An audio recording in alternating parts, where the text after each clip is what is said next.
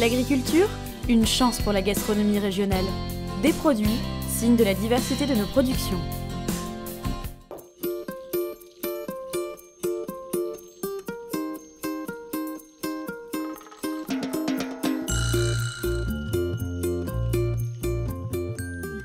Content de vous retrouver, bienvenue à Ouani, en plein cœur du bassin minier, chez Gaëtan Véfour. Et ici, il n'y a pas de poche, tout est frais à 95%. Je vous emmène dans les cuisines.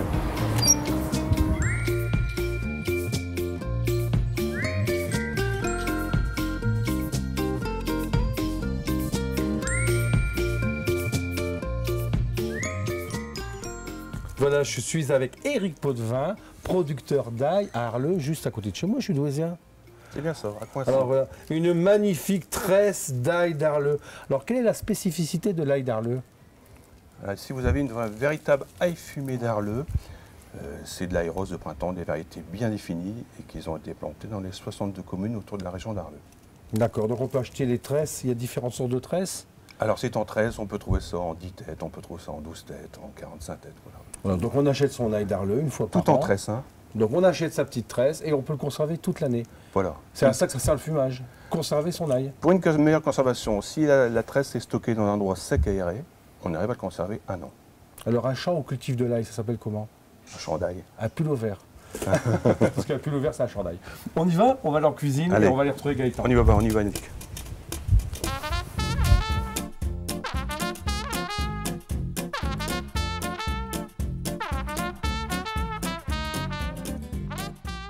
Alors bienvenue dans les cuisines de Gaëtan Véfour, dans le Pas-de-Calais, à Ouani, au restaurant Gaëtan Véfour. Voilà, Alors ça. Gaëtan, il nous revient d'Angleterre, il était pendant 5 ans à Londres, à l'ambassade de France, et il est venu ici travailler dans le Nord-Pas-de-Calais. Alors Gaëtan, qu'est-ce que tu nous proposes comme recette? Donc aujourd'hui, je vais vous faire un moelleux à l'ail.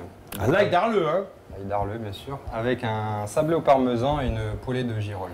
Alors pour faire notre petit flan d'ail, il nous faut, regardez-moi ces belles têtes d'ail de chez Éric, comme elles sont jolies. Du bouillon de poule, un peu de crème, du sel, du poivre. Voilà, on y va? Tout simplement. Allez, c'est parti. On y va.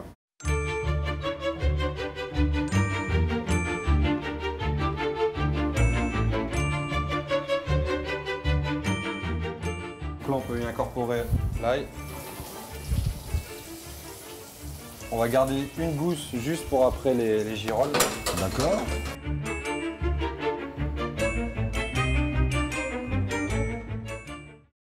Alors, pour faire notre petit sablé au parmesan, il nous faut combien de 500 g de pâte sablée? 500 g de farine, ouais, 500 g de poudre de parmesan, 400 g de beurre et 3 jaunes d'œufs. On mélange. On mélange, on fait une boule, on laisse reposer la pâte pour qu'elle durcisse. Pendant combien de temps? Pendant une heure, c'est bien.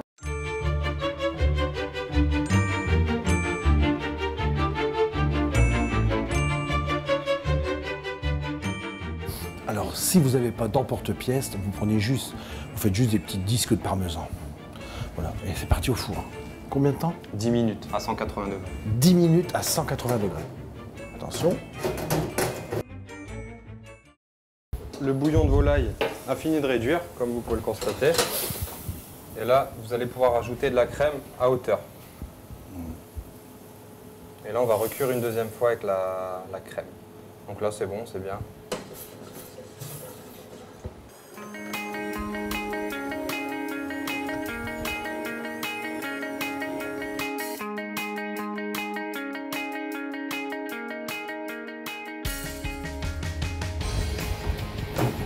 Donc là, on y met un œuf. Comme ça, à température? Ouais. Et un jaune d'œuf.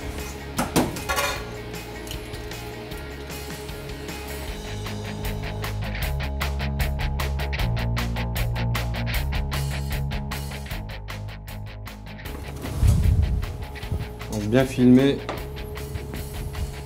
bien recouvrir, que ça soit bien hermétique. Vous voyez. Voilà. Hop, on le met dans du beurre.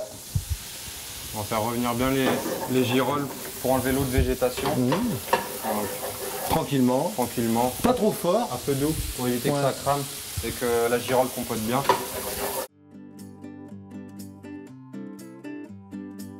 Alors notre poêlée de girolles, sans casser, sinon je vais me faire disputer. C'est bien comme ça? Très bien. Donc on passe bien en dessous. On le met au milieu.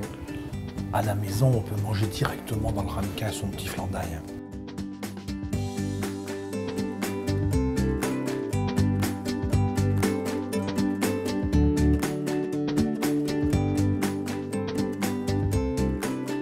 Voilà, je vais goûter avec vous.